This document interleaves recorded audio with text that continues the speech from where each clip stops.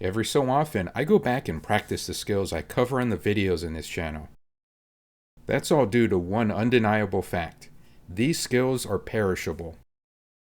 Just like a muscle, you have to exercise them regularly or they'll atrophy. But when I went back to the bombing range I set up for the basic surface attack series, I noticed that I was missing the target with every single pass. When you're doing ground attacks without a computed impact point like what you see in more modern fighters, it's pretty easy to miss due to pilot error. Rolling in from the wrong altitude at the wrong speed, or pulling on the stick at release will all throw off your aim. So I double-checked that I wasn't making any of those mistakes, but that didn't fix the problem. I was still missing, every single time. But what I did notice is the bombs were hitting the same exact spot. It was just short of the target. So either I was doing something different, or the physics in the game had been changed. Either way, the result is the same. My bombs were falling way short of where my gun sight is set. That 31mm depression I was using before just isn't cutting it anymore. So how do we fix this? To answer that, we need to take a look at how the gun sight works. That pipper that appears on our sight reflector traces a line below our flight path down to our target. If we set it upright, then it'll match up with the path our bomb takes as it falls to the ground. Of course, the shape of that line depends on a number of factors like speed at release, altitude, and drag. Increase or decrease any of those factors and the shape changes. So if the bomb falls short, then we need to move our pipper down to match the new impact site. In the real world, we would use a chart like this one to determine how much depression to dial in. But if you spent some time in the F5 and DCS, then you know that dialing in 109 mils won't get you anywhere near the bullseye. To get it right in DCS, we need to cheat a little bit. What I did to find the new number was set up a conventional pattern run just like I described in the BSA series. Then when I got to the release point, I put the game in active pause.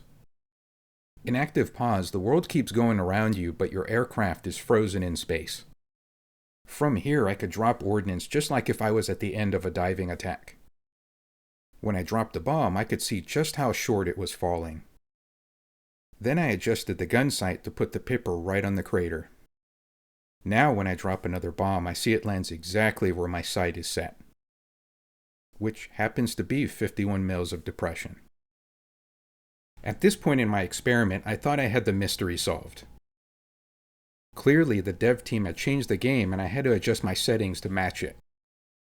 As it turned out, that wasn't necessarily the case.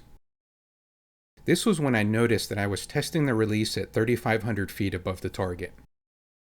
That 31mm depression was meant for a 3,000 foot release. When I went back and did another test at 3,000, 31 worked again. I didn't expect 500 feet of altitude to make that much of a difference. Now I know better.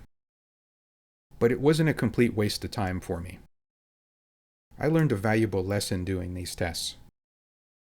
Not only was it important to make sure my parameters were all correct, but I found a new method for testing those parameters. And this method will work for you too. With this method, I can now figure out what's going wrong if this ever happens again. Let's say a year from now, bombs are changed and no longer fall in the same path.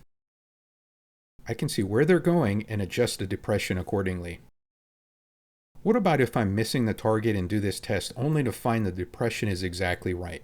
That's good too. It lets me know that my technique is the problem and it's not the game's fault. I can work on my technique then. And so can you. Remember that the important part here is that the way you fly is repeatable. Then you only need to adjust the gun sight depression to compensate for any changes.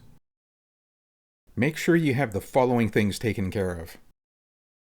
Because even with perfectly set depression, you'll miss the target if you don't have them right. Get your base position set with the right altitude, right airspeed, and distance from the target. Dive at the correct angle. If you're more than 5 degrees off, then abort the attack. Leave your throttle in the same position from roll-in to the release. Pull the same amount of G every time you roll in. Your release altitude needs to be the same each time too.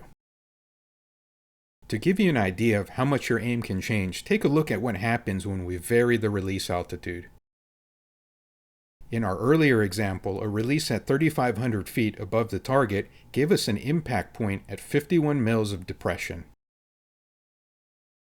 But using the same attack profile, if we release at 4,000 feet, the impact will be at 70 mils. If we waited until 2,500 feet, then we would need less than 30 mils to put the pipper on the impact point. Changing any of these factors will affect your speed at release and change where the bomb impacts. And resist the urge to fly a banana pass. That's when you pull back on the stick to bring your aim point up to the target. Your flight path ends up resembling a banana and your bomb misses the target. If you want to find out more about this, make sure to check out my Basic Surface Attack series. I'll leave a link in the description. Before I end this video, I wanted to say it's really easy to blame the game when things don't go the way you want. For most people, it's hard to admit you aren't that great at something. And with a product like DCS that's constantly being worked on, it can be tempting to blame the dev team. That was my first conclusion when I started working on this video. Thankfully, I found the true source of the problem, and that was the real lesson. If I hadn't, sure I would have felt better thinking it wasn't my fault, but the reason for missing the target would still be there. When you blame every failure on someone else, you won't ever fix the real cause behind that failure, and you'll never improve. To be truly great at something, you need to be able to look at your own performance and understand when it's time to change how you do things. All the tips I mentioned here are critical to hitting the target, but what's even more important is evaluating your own performance. I hope this video was informative, and thanks for taking the time to watch it.